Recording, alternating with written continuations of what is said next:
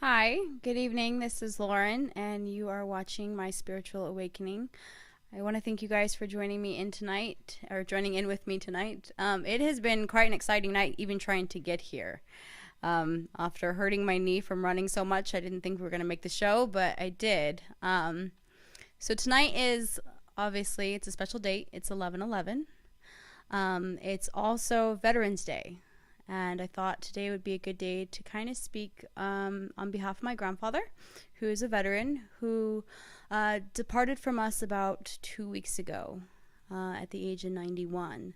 And I wanted to speak about what my experience has been since his passing.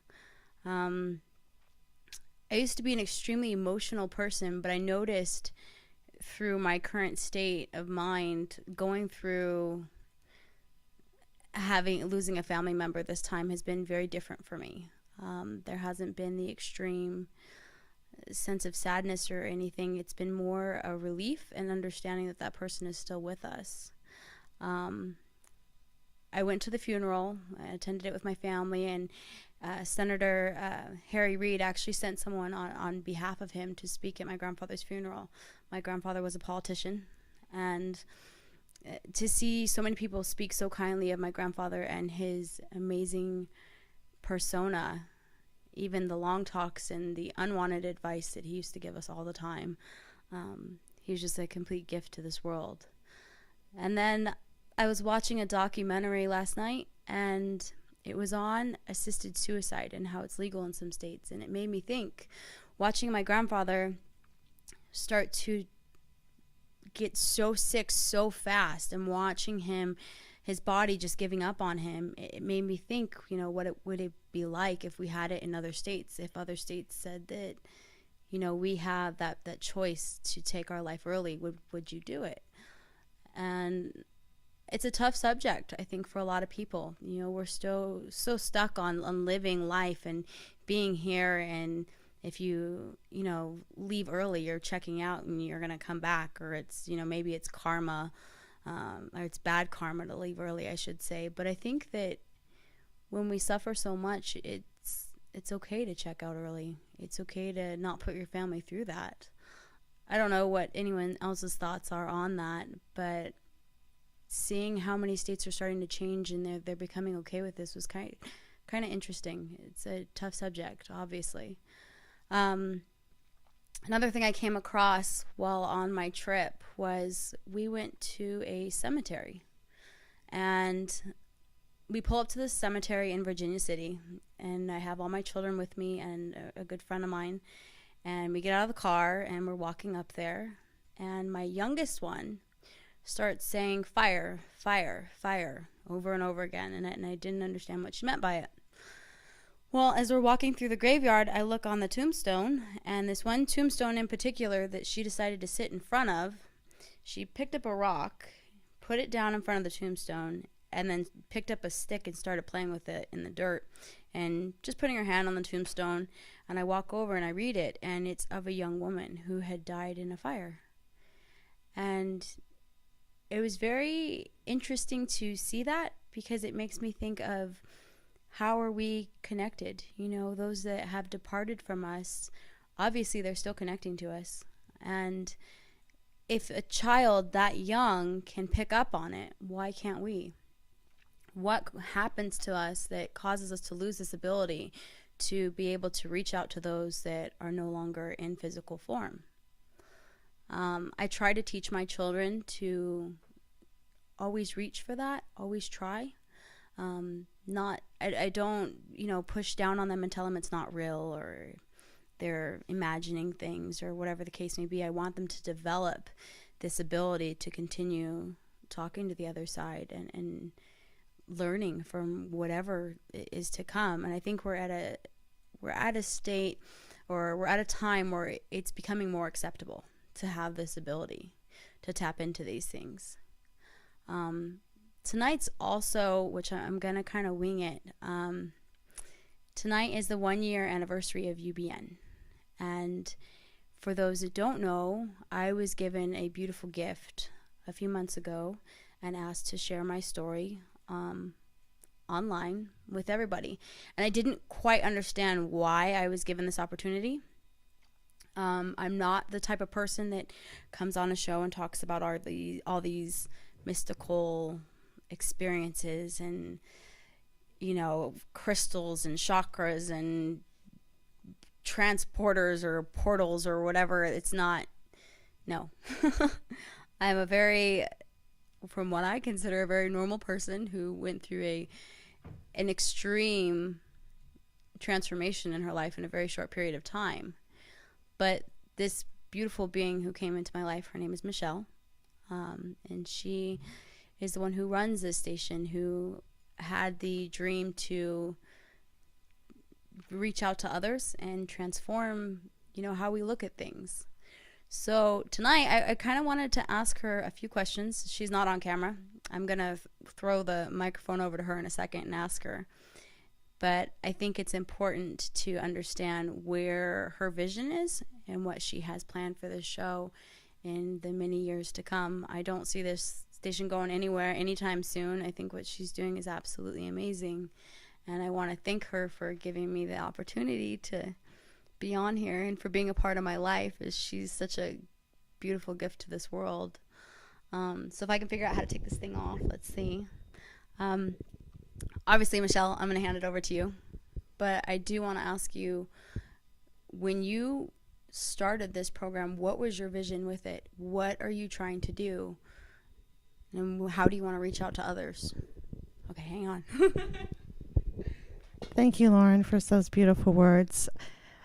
The vision is just become together as a collective, that there is power in our collective consciousness, and that was the original vision. And the way technology is now, we can really accelerate that vision. We can all participate on a global level and share each other's experiences and knowledge, in the second, in real time. So I like to call it citizen journalism, being a citizen journalist. We all have different backgrounds. Some of us are healers, musicians, like yourself. You're just real and from the heart. You're sharing your experience. You're a recovering addict. All these things that are valuable to people in our society. People are struggling, and they have they need to be encouraged. And there's so much negativity, if you will, in this world, and we're being manipulated all the time. And I think we just need to live in the moment and experience and the joy of every moment, and be in gratitude for those moments. And that is a big part of what we share here on the network with all of our different broadcasters. They bring a different experience of telling the same story, really, that we're all one and we're all connected through our collective consciousness. Thank you. Okay, so we kind of know, where the show comes from. I don't know much about, Michelle's history. I know some things. I know that, she was madly in love and lost her husband. And, she's still able to connect to him through the other side, in which I find that absolutely amazing. But listening to what she has kind of been through and just seeing her around me has brought me so much peace. And I think her show and what she does with all of us coming on and sharing different stories has been amazing. And I'm very excited to see what comes from it. I'm very excited to see what even comes from me coming online and saying that I'm a drug addict and this is how I got clean. And I have no idea what that's going to bring to people, if it will bring anything, but I'm hoping it will. We'll see. I have a sponsor who he uses me as his prodigy, I guess you would say. I'm the golden child, the one that got clean and did the right thing and turned her life around. And recently he reached out to me because he has a young female who is in a similar situation where she's 2 days sober and she's lost. And I've tried to reach out to her, and I don't know what exactly to say. I don't know how to explain to someone how to get through it. It's probably why I'm not a sponsor. because my story is so different from everyone else's. I guess it's drastic. I don't know. Maybe others have similar stories, but to me, it just feels like if I talk to you and tell you that I received a blessing on my head and all of a sudden I heard voices in my head telling me to get sober, you'd probably think I was nuts. It makes no sense. So I'm going to start trying to be a sponsor, I guess, and reaching out and helping others. And I still haven't figured out what form that's going to take, but that's all to come, and we will see. Anyways, I do want to thank Michelle for obviously having me on this show and for giving me the opportunity to share my story. And I hope it does help others in any way whatsoever. And I would always, love some feedback on everything. I try to just be real and explain where I'm at in my life and what's going on. And everything does come from the heart. There's no script. There's nothing. It's just, this is raw, real, and current. Another thing that I've experienced through going through my grandfather's death and watching my family and all of it unfold is still seeing a lot of issues with my youngest one's father and his resentment and resistance towards helping, even with the funeral, not wanting to let her go on time to go see her grandfather and be with family. And it's become a major trigger for myself. I find myself being pulled back into that drama, and I have to remind myself that it's just, none of it's real. All this stuff shows up in our lives to bring up programs that are within us to help us face them and release them. Every time we feel anger or pain and we try to run away from it, or we try to deflect it and react to it and blow up, it doesn't help the situation. It's mostly we need to do the work internally. I've realized in personal relationships that, we paint this picture, this perfect picture of who we want to be with and how they're supposed to look. And then you get someone who triggers the heck out of you, who brings up all these issues with you, and you blame them and you turn it on them versus looking inside that you have your own issues. You have your own issues of abandonment, of pain, of neglect, and that's all programmed in us from when we were a child. Even seeing my grandfather's funeral brought up a lot of pain that I have with my own father. My mother was not very close to my grandfather. He had a favorite child, which wasn't her. And watching her stay by his bedside through his final days hurt me in many ways, because my own father doesn't speak to me, doesn't want anything to do with me, all because of my original show on air, which I stated I didn't have a relationship with him, which in all honesty, I don't remember. I don't remember much of my childhood. I only remember the negative stuff, which is just my programming, my brain's way of protecting itself.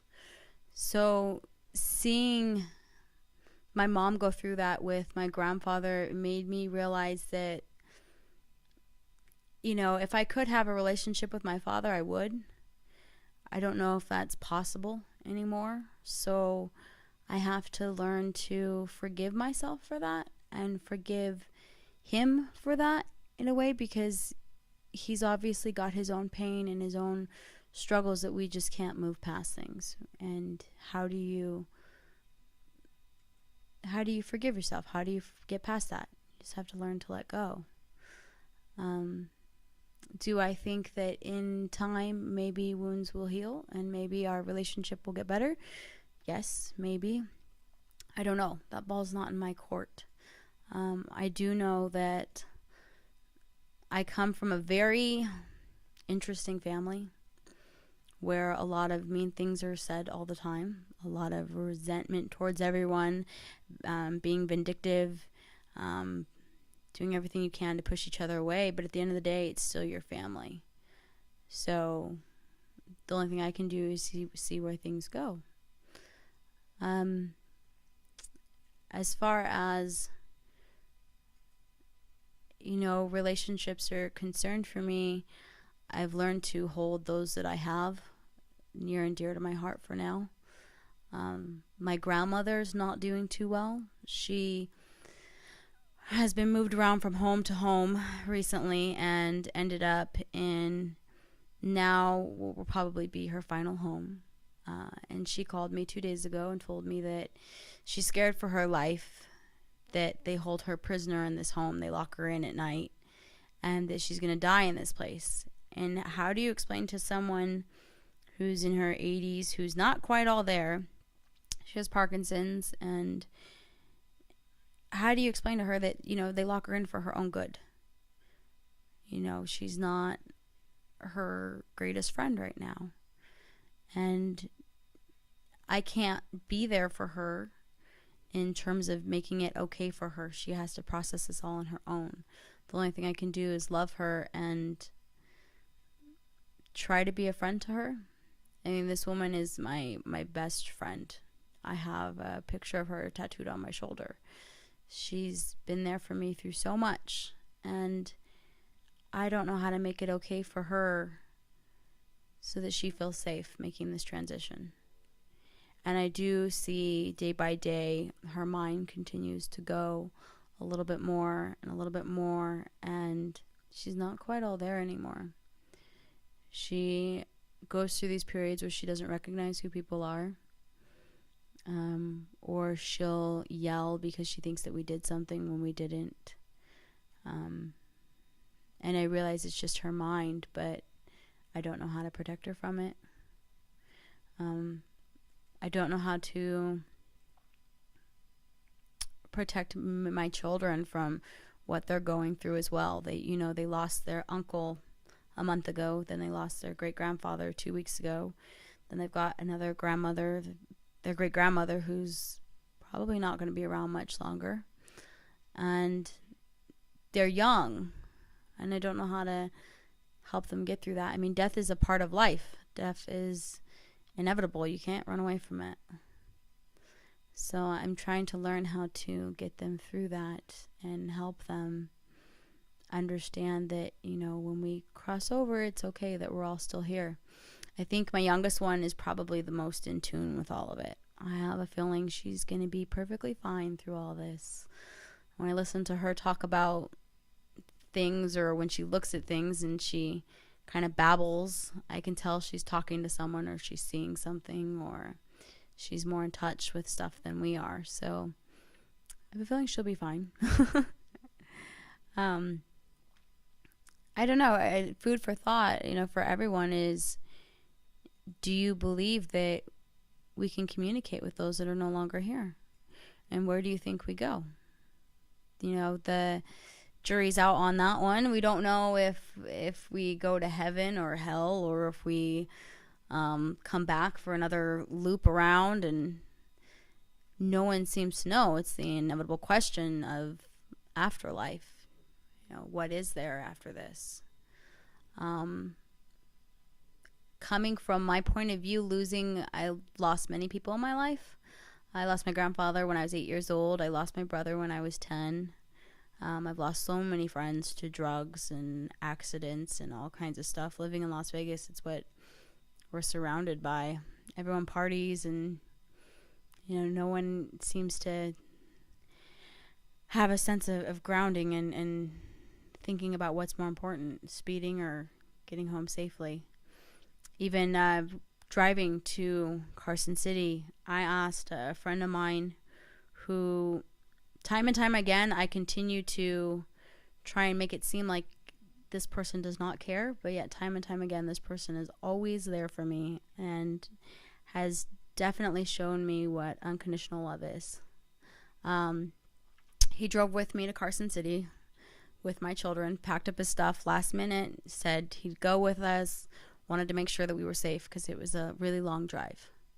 And so we all went to Carson City. He hung out with my family and I. This person is the same person that helped me get sober. It's one of what I would consider a best friend.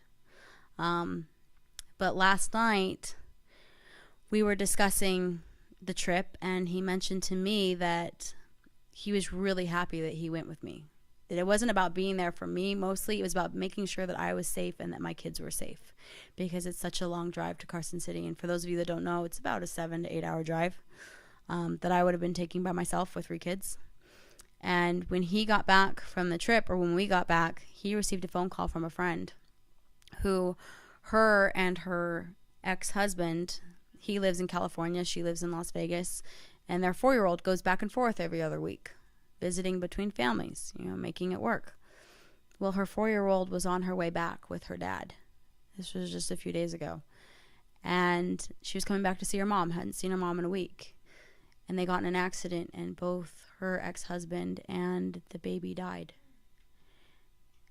And it makes you think about what we take for granted and how life can be taken from us in an instant. And it absolutely devastated me when he told me that. I thought about what would I do if my kids were just swept away. We never know what's going to happen tomorrow. And it made me extremely grateful that he was willing to pack up his stuff and go with me and help me with my kids. A lot of people don't do that. And it is the little things that absolutely mean the most. When we need someone there and they're able to be at the drop of a hat, that's definitely unconditional love, and that's what we all need.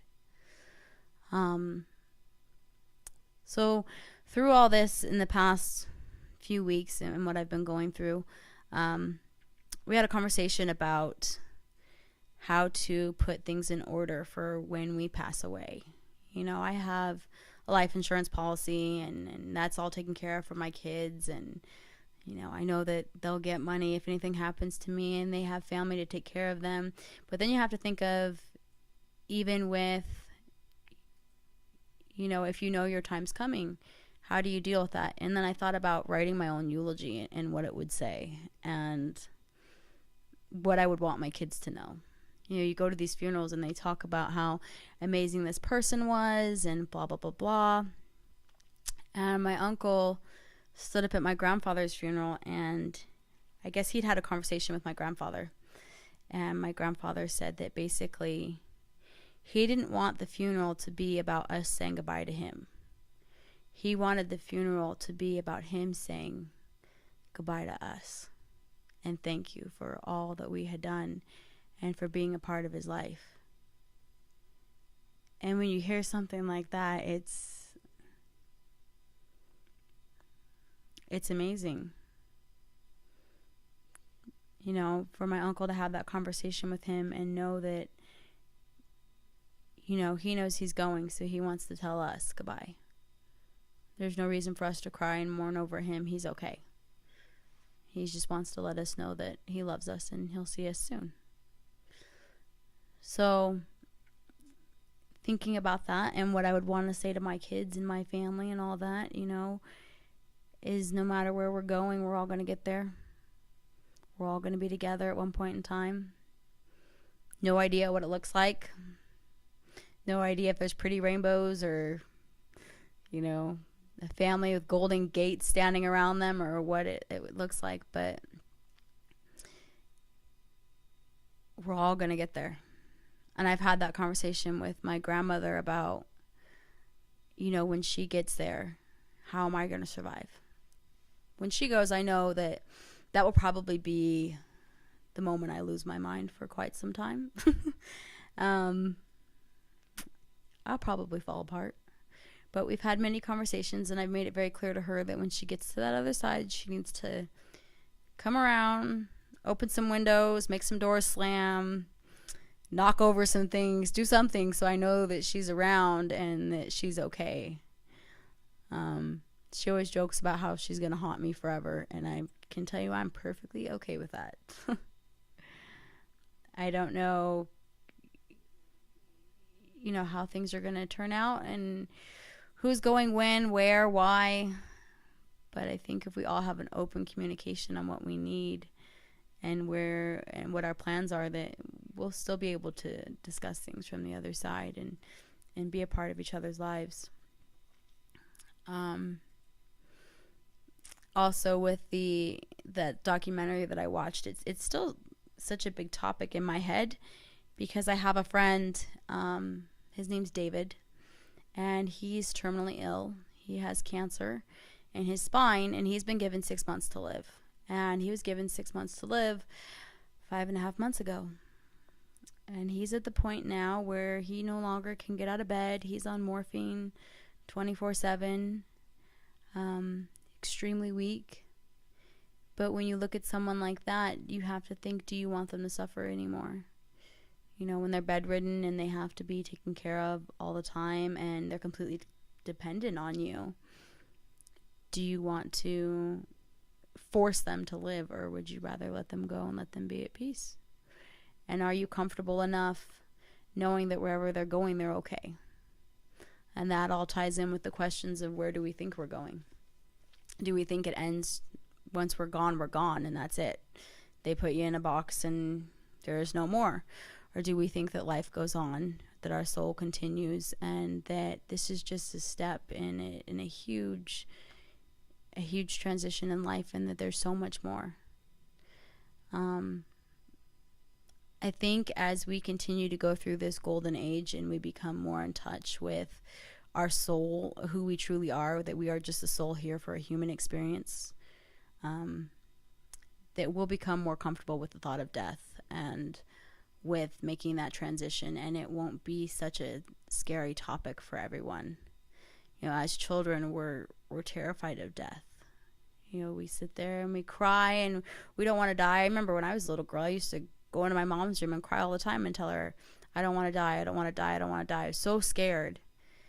But now, as an adult and going through what I've been through and having a near-death experience and trying to take my own life and going through all of that, I've realized that I'm very comfortable with death.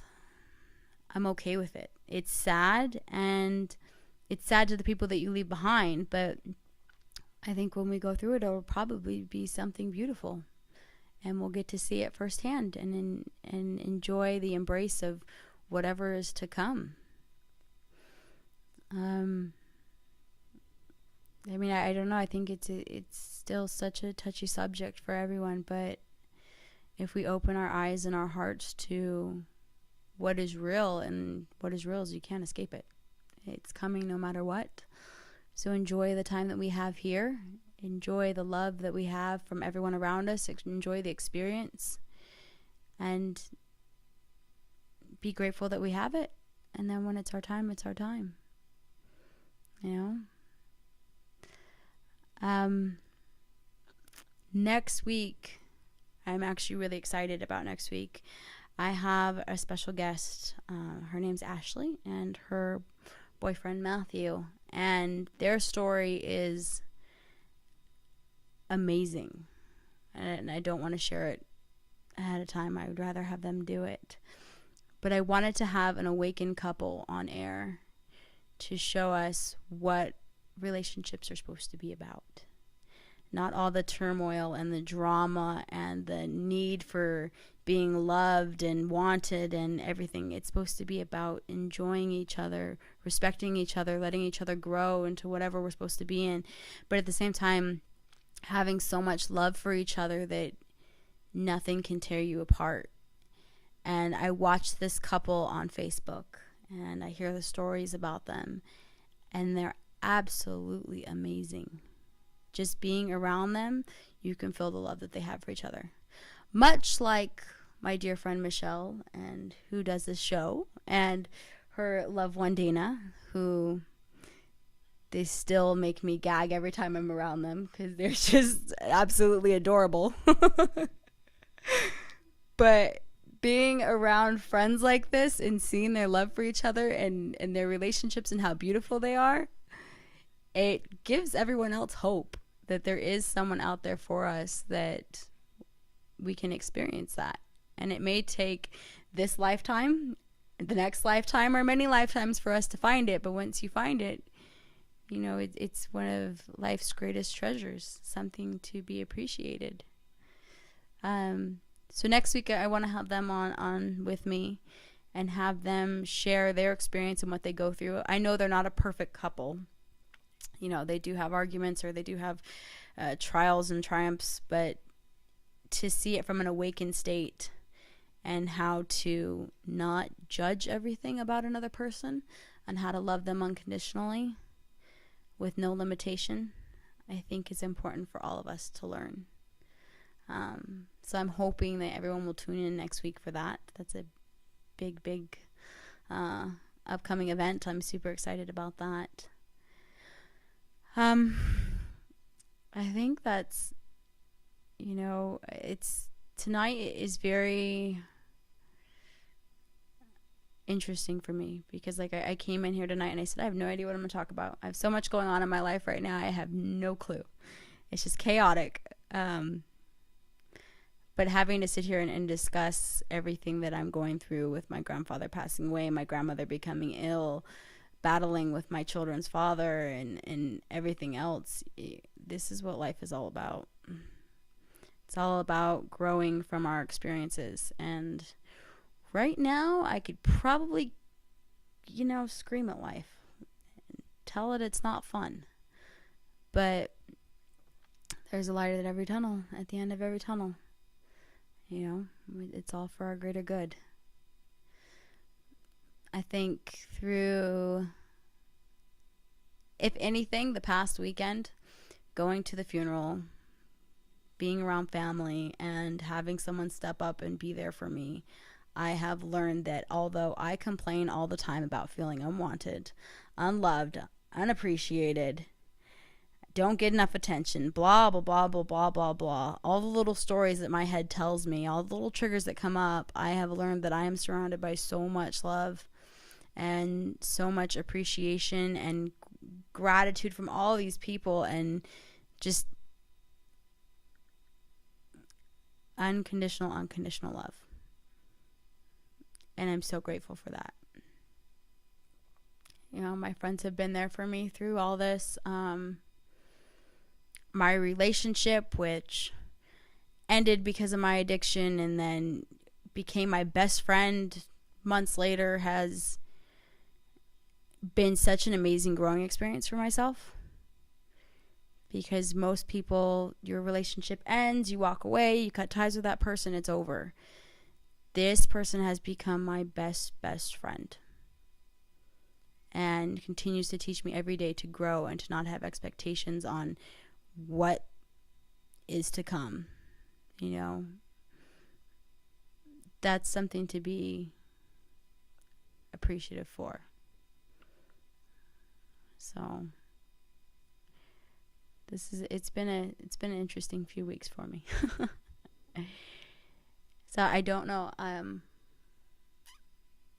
what's to come of the show, but I want to thank Michelle again for doing this show for me. She's been amazing, and I trust her judgment. So if you don't like the show, blame her. But I'm trusting her judgment, and she knows what she's doing, and she seems to be inspired by my story and by my need to, or want to help other people just by being real.